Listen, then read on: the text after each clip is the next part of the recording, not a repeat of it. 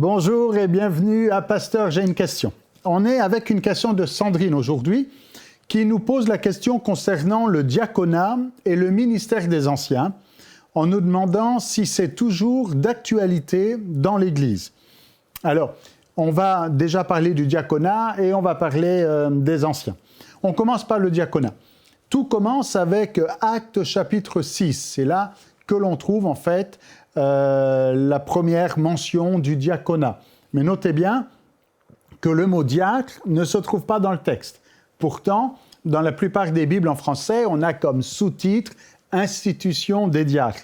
Vous vous souvenez, Acte 6, verset 1er, il y avait à cette époque-là de plus en plus de monde.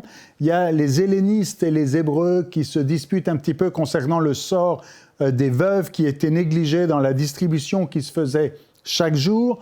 Les 12 convoquent la multitude des disciples et disent « Il n'est pas convenable que l'on serve, qu'on délaisse la parole de Dieu pour servir aux tables. » Il dit « C'est pourquoi, verset 3, « Choisissez parmi vous 7 hommes de qui l'on rende un bon témoignage, qui soit plein d'Esprit Saint et de sagesse, que nous chargerons de cet emploi.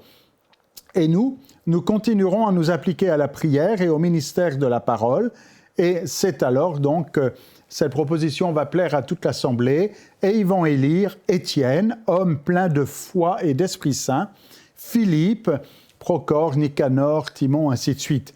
Et ils les présentent aux apôtres qui, après avoir prié, leur imposèrent les mains. Alors pourquoi dans notre Bible, on a souvent comme sous-titre « Institution des diacres » parce que le mot diacre n'est pas là. En fait, il est là.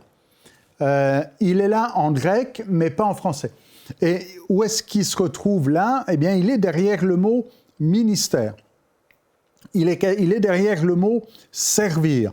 Tout ça, c'est le diaconat, diakonos, c'est le diacre, diakonéo, a été traduit par servir. Donc, le diacre, c'est celui qui sert. Maintenant, il faut comprendre ce passage. J'ouvre une parenthèse.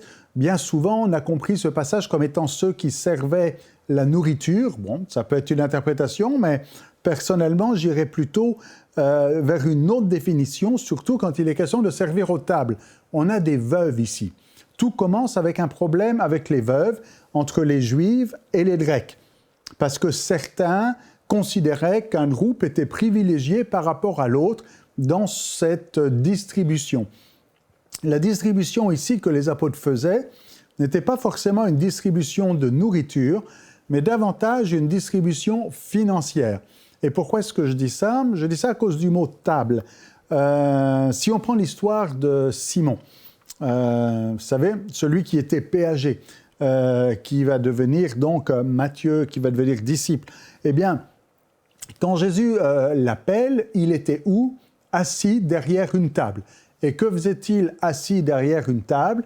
Il était en train de faire des affaires donc d'argent, de péage, d'impôts, de taxes. Donc ici, servir aux tables serait davantage, si on prend le contexte culturel de l'époque, ferait davantage référence à l'aspect financier. On a des veuves ici. Vous savez, les veuves sont des bonnes cuisinières. Hein? Ce ne sont pas des femmes qui ne sont pas capables de se faire à manger elles-mêmes et qui ont besoin d'aller dans un endroit où on va leur donner de la nourriture à manger. Mais le problème, c'est parce qu'elles sont veuves, il n'y a plus personne pour pourvoir à leurs besoins. Leur mari n'est plus là pour ramener de l'argent. On comprend que l'apôtre Paul, plus tard, lorsqu'il va parler des veuves et du soutien qu'on doit faire aux veuves, c'est surtout les veuves qui n'ont plus de famille, il n'y a plus de mari pour prendre soin d'elles et il n'y a plus d'enfants pour s'occuper de leur maman. Et donc, c'est l'Église qui va prendre en charge ces veuves parce qu'il n'y a pas les services sociaux qu'il peut y avoir dans certains de nos pays actuellement. Alors, les apôtres et l'Église donnaient une contribution financière et voilà qu'il y a une dispute et les apôtres vont dire « Bon, c'est pas nous à faire ça, il faut nommer des frères pour cet emploi, pour ce service, pour ce ministère, en d'autres mots, pour ce diaconat. » Donc un diacre, c'est quelqu'un qui sert aux tables.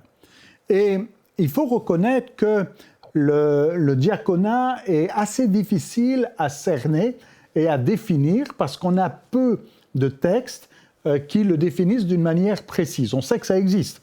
On a par exemple l'apôtre Paul qui écrit aux Romains et qui dit dans Romains chapitre 16 « Je vous recommande Phœbé, notre sœur, qui est diaconesse de l'église de Centrée. » Donc ici, l'apôtre Paul fait directement référence à une femme qui est diaconesse, notez bien, de l'église. Diaconesse de l'église. Le diaconat fait donc référence directement à un service dans l'église, à un service de l'église, à un service qui représente l'église. Et ce service-là est aussi appelé ministère. Et c'est là où ça devient un peu mêlant. Parce que, bon, quand on lit en français, c'est une chose, mais si on regarde les mots grecs qui sont derrière, parce que, comme vous le savez, les textes du Nouveau Testament ont été écrits en grec, et non pas en français. Le français est notre traduction à nous. Mais les mots grecs, eh bien, le mot grec pour servir, pour ministère, eh bien, c'est le diaconat, c'est diakonéo. Et donc, souvent, dans notre texte, quand on a le verbe servir, c'est le mot diacre qui est derrière, diakonéo. Et quand on a serviteur, ça peut être diakonos. Par exemple, dans Matthieu, chapitre 20, verset 26, quand il est question, qu'il est dit, il n'en sera pas de même au milieu de vous, mais quiconque veut être grand parmi vous, qu'il soit votre serviteur, le mot serviteur ici, c'est diacre. Donc diacre, dans le grec de l'époque, ça veut simplement dire serviteur. Un diacre, c'est un serviteur. Et même l'apôtre Paul peut être considéré comme serviteur. Quand il dit dans 1 Corinthiens, chapitre 3, verset 5, il dit « Qu'est-ce donc qu'Apollos ? Qu'est-ce que Paul ? Des serviteurs, par le moyen desquels vous avez cru, selon que le Seigneur l'a donné à chacun. » Et là, le mot « serviteur », c'est le mot « diaconos ». Donc, Paul se présente comme un serviteur, celui qui a un service. Le mot « service » a été traduit aussi en français par « ministère ». Le mot « serviteur » des fois a été traduit par « ministre ». Et tout ça, c'est le mot « diacre ». Alors, ça vient compliquer un peu les choses. Parce qu'on dit, oui, mais un diacre, c'est un apôtre, parce que c'est l'apôtre Paul. Mais l'apôtre Paul dit qu'il est diacre. Mais le diacre, oui, un apôtre est un serviteur, mais est-ce que tous les diacres sont des apôtres ? Non.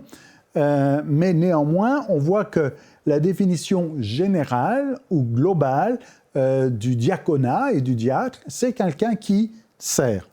Alors c'est sûr qu'aujourd'hui, dans la plupart de nos églises modernes, eh bien, on a tendance à associer le diacre au responsable de comité, à celui qui est élu dans le comité et qui fait la gestion, la gouvernance de l'Église, et on dit ce sont les diacres.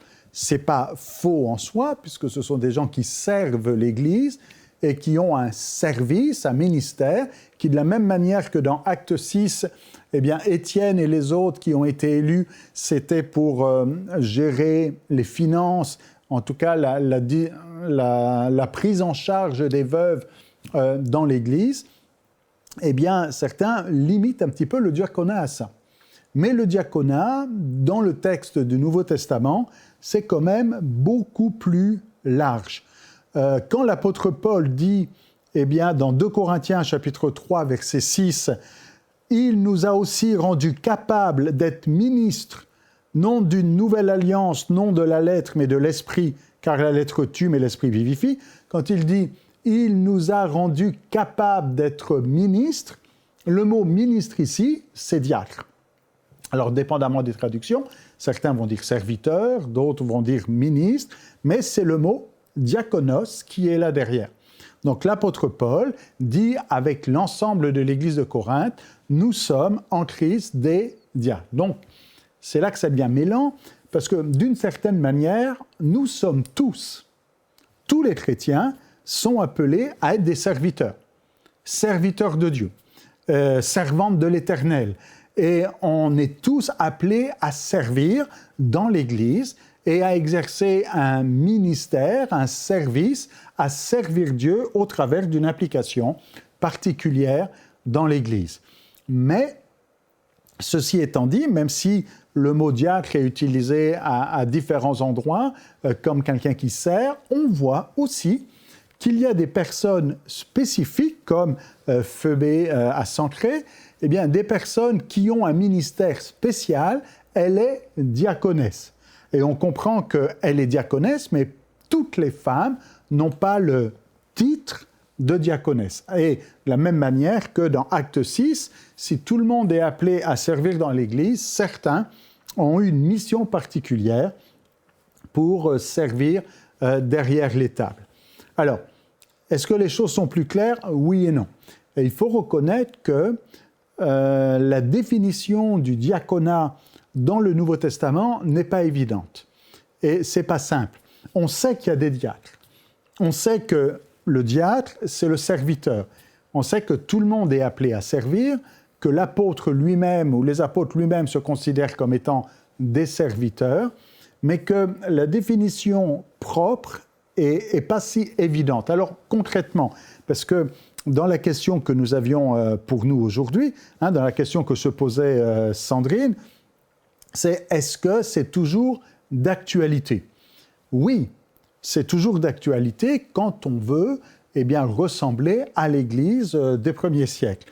Quand on veut baser le fonctionnement de l'Église moderne, de l'Église d'aujourd'hui, sur la structure de l'Église de l'époque. Quand on dit, à cette époque-là, l'Église fonctionnait d'une certaine manière, eh bien, aujourd'hui, nous voulons fonctionner de la même manière. Et on voit qu'à cette époque-là, eh bien, il y avait des diacres qui avaient un statut particulier et qu'ils étaient là dans une fonction particulière. Quand l'apôtre Paul dit à Timothée comment il faut organiser, structurer l'Église, on est là dans une épître pastorale, et l'apôtre Paul veut donner des règles et des consignes claires à Timothée, voilà comment ça doit se passer dans l'Église. Il dit dans 1 Timothée chapitre 3 verset 8, « Les diacres aussi doivent être honnêtes, éloignés de la duplicité, des excès du vin, d'un gain sordide, conservant le mystère de la foi dans une conscience pure. » Il dit qu'on les éprouve d'abord et qu'ils exercent ensuite leur ministère, comprenez, leur diaconat. Donc on voit ici que quand l'apôtre Paul dit à Timothée « les diacres », il ne fait pas référence à tous les chrétiens, même si tous les chrétiens de l'Église sont appelés à servir. Mais il fait référence à un groupe de diacres, de gens qui sont nommés, appointés diacres, qui sont diacres dans l'Église, de l'Église. Ce sont des hommes, mais ce sont aussi des femmes. Il y a des diaconesses, et au verset 11, je suis toujours dans 1 Timothée 3, au verset 11, il est dit « les femmes de même », donc comprenez les diaconesses, les diacres, les femmes de même, donc les diaconesses doivent être honnêtes, non médisantes, sobres. Donc on voit ici qu'il y a des exigences par rapport au diaconat. On avait la même chose au tout début dans Acte 6, le diacre devait être plein d'Esprit Saint, de paix, ainsi de suite, et de sagesse. Donc on voit que le diaconat est, d'une manière générale, le mot peut être utilisé pour tout le monde, mais qu'il est aussi utilisé d'une manière plus spécifique pour certains qui ont un ministère spécifique dans l'Église. Et maintenant, la grande difficulté, c'est que ce n'est pas évident aujourd'hui à dire, mais concrètement, nous, aujourd'hui, comment est-ce qu'on applique ça dans l'Église? C'est quoi la définition d'un diacre? Eh bien, si on reste avec le texte biblique, la définition d'un diacre, c'est quelqu'un qui sert l'Église, qui sert dans l'Église, mais on n'a guère plus d'explications.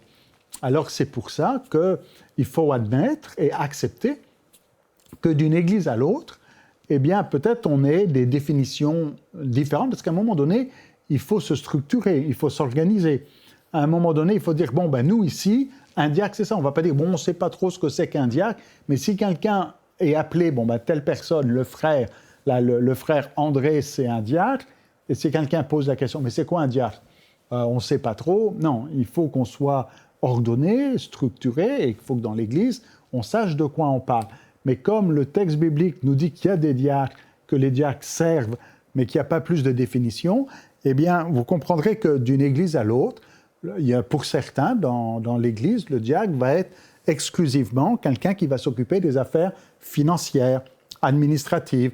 Dans d'autres églises, le diacre, eh bien, va avoir une autre responsabilité sociale. En tout cas, quoi qu'il en soit, eh bien, que ce soit telle ou telle définition, puis vous comprenez que chaque église peut avoir eh bien, sa conception ou sa fiche de poste, puisque la Bible n'est pas explicite là-dessus, mais si on reste très biblique, oui, les diacres existent encore aujourd'hui, ou devraient, si on veut suivre le modèle, et les diacres, ce sont des serviteurs de l'Église, dans l'Église et de l'Église, qui représentent l'Église. Phoebé, elle est diaconesse de Centrée. Pas simplement servante de l'Éternel, mais aussi servante de l'Église, dans l'Église et pour l'Église. Donc, il y a une notion de représentativité où le diacre, quelque part, représente l'Église dans le ministère qu'il accomplit. Ceci étant dit, qu'une Église s'organise d'une manière ou d'une autre, eh bien, ça se comprend puisque le texte n'est pas si clair. Ça, c'est pour les diacres. Mais dans la question, il était aussi question des anciens. Parce qu'on voit dans le texte du Nouveau Testament les diacres et les anciens. C'est quoi les anciens? Les anciens, on a deux mots en grec pour parler d'anciens. On a le mot presbytéros, qu'a donné en français le presbytère ou l'église presbytérienne. Donc c'est ici l'ancien, presbytéros. Dans le mot ancien n'est pas un mot qui est propre à l'église. Ça existait avant l'Église. Dans Matthieu, chapitre 26, verset 3, par exemple, il est dit « les principaux sacrificateurs et les anciens du peuple ». Il y avait donc ici les principaux sacrificateurs et les anciens du peuple, comprenez, ceux qui avaient une certaine responsabilité. Ils étaient anciens, ce n'est pas simplement des gens âgés ici, mais c'est des gens qui ont un rôle de leadership et de direction dans le peuple. Dans Acte 4, chapitre 8, quand Pierre parle à la foule, il dit « Pierre, rempli du Saint-Esprit, leur dit « chef du peuple et ancien d'Israël ». Quand Pierre s'adresse ici, eh bien, quand il veut s'adresser aux autorités, il s'adresse aux chefs du peuple et aux anciens. Donc le concept d'ancien est quelque chose qui existe déjà à l'époque des apôtres, et on utilise ce même concept à l'intérieur de l'Église. De la même manière qu'il y a des anciens dans le peuple d'Israël, il va y avoir des anciens dans l'Église. Acte 15, verset 4, « Arrivé à Jérusalem, il fut reçu par l'Église, les apôtres et les anciens. » Donc quand Paul arrive et pour poser sa question et puis avoir comme un concile ici à Jérusalem, dans Acte 15, eh bien, il est reçu par l'Église, et comme si l'Église est représentée par les apôtres et les anciens. Donc on voit que les anciens ici ont un rôle particulier. Il y a les apôtres, mais il y a aussi les anciens. Ce n'est pas les apôtres seulement, c'est les apôtres et les anciens. On retrouve ça au verset 6 aussi. Les apôtres et les anciens se réunir pour examiner cette affaire. Et on voit ça assez souvent. Je passe un petit peu sur toutes les fois où on retrouve le mot « ancien ». On retrouve aussi sur cette plage, quand Paul, au chapitre 20 des Actes, eh bien, va faire ses adieux aux anciens de l'Église d'Éphèse. Là encore, de la même manière que pour les diacres, les anciens sont attachés à une Église. Ce n'est pas les anciens dans la foi, les anciens du Seigneur, c'est les anciens de l'Église. Et il est clairement question, dans Acte 20, des anciens de l'Église d'Éphèse. Les anciens ont un rôle spécial. L'apôtre Paul parle à Timothée des anciens aussi, en disant « Attention », 1 Timothée 5, 19, qu'il n'y ait pas d'accusation contre un ancien si ce n'est pas sur la déposition de 2 ou 3 témoins.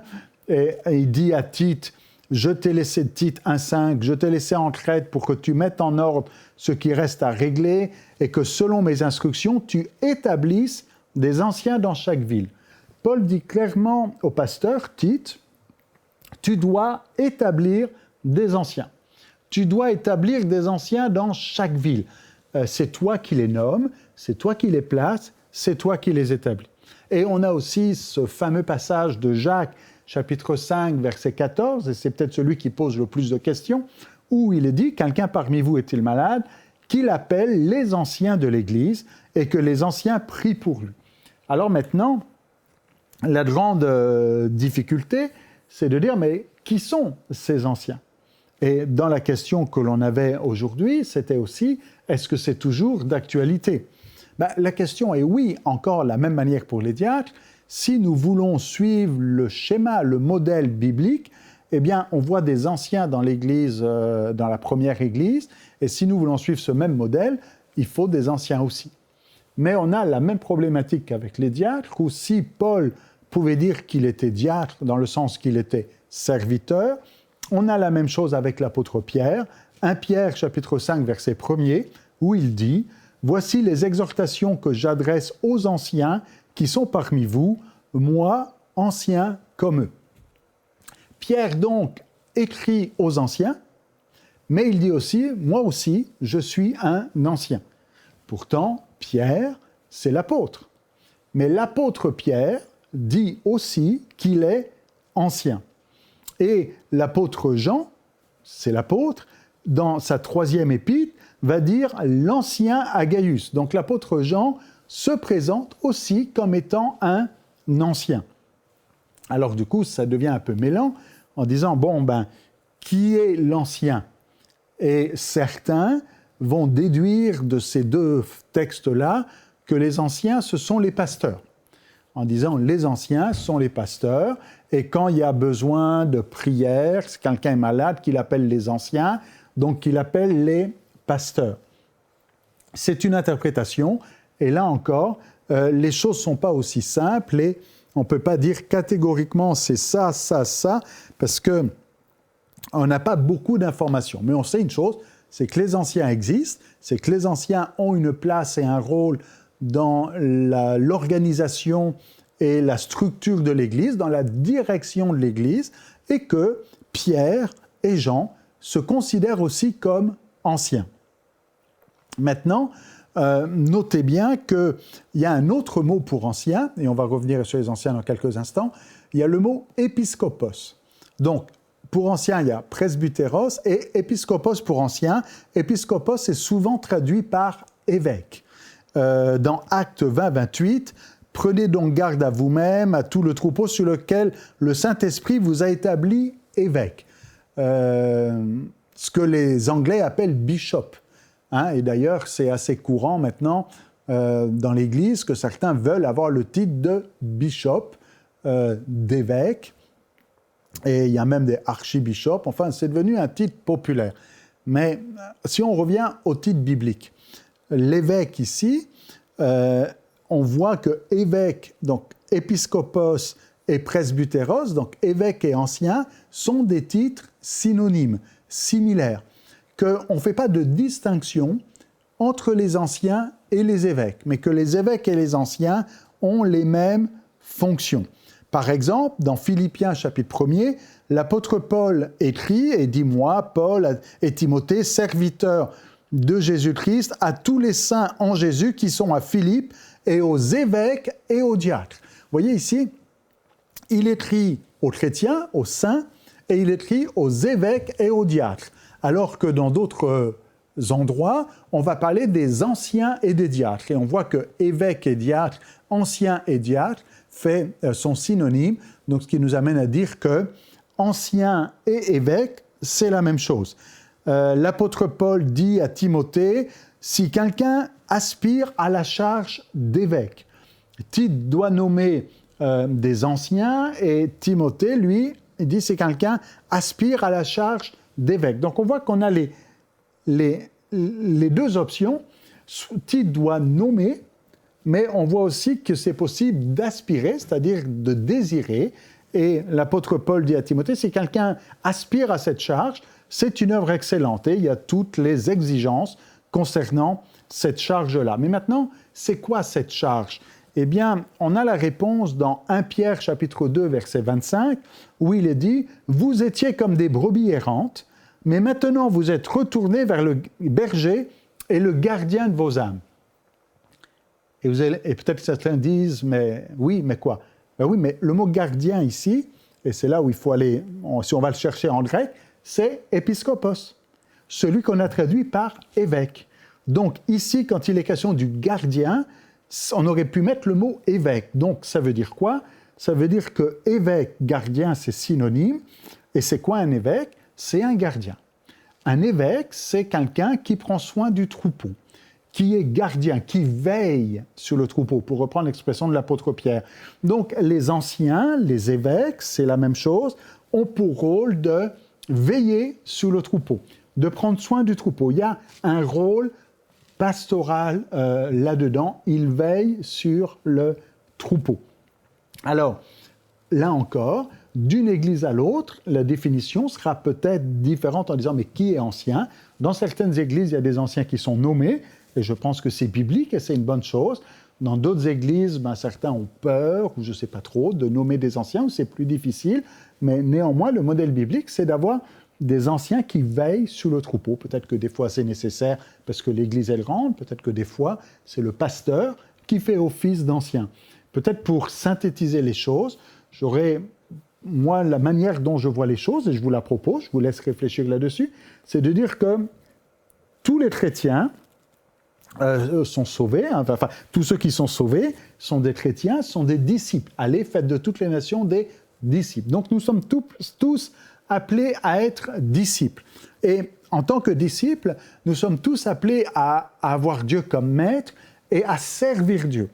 Donc à être serviteurs de Dieu, servantes de l'Éternel. Mais maintenant, dans le lot de tous ces serviteurs et ces servantes, certains vont être des diacres ou des serviteurs de l'Église, nommés, appointés. Dans Acte 6, ils sont élus, nommés, appointés pour un service particulier représentant l'Église pour l'Église. Et on comprend que la définition peut varier.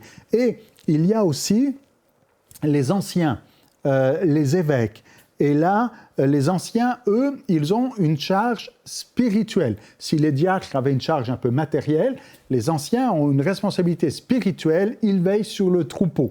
Et il y a les pasteurs et les apôtres. Et comprenez donc qu'un apôtre ou un pasteur, c'est un ancien qui est aussi un diacre, qui est aussi un disciple et qui est un enfant du Seigneur. Alors, voilà pour répondre brièvement à la question qui nous a été posée aujourd'hui. Oui, les diacres et les anciens, Sandrine, sont d'actualité dans l'Église. Oui, ça doit fonctionner comme ça dans l'Église. Maintenant, oui, ce n'est pas une définition facile et chaque Église va s'adapter pour appliquer ces principes. Il y a des choses qui sont claires dans la Bible et nous voulons mettre ça en pratique, qu'il y ait des gens qui servent, qu'il y ait des gens qui ont un statut particulier pour servir dans l'Église, et qu'il y ait des gens qui ont un ministère, un statut spécial pour prendre soin du troupeau en tant qu'anciens. J'espère que la réponse a été assez claire. Je vous souhaite une bonne journée. Nous espérons que cette émission vous a béni. Si vous aussi vous avez une question biblique sans réponse, envoyez-la nous par email à pasteurj'aiunequestion@enseigne-moi.com.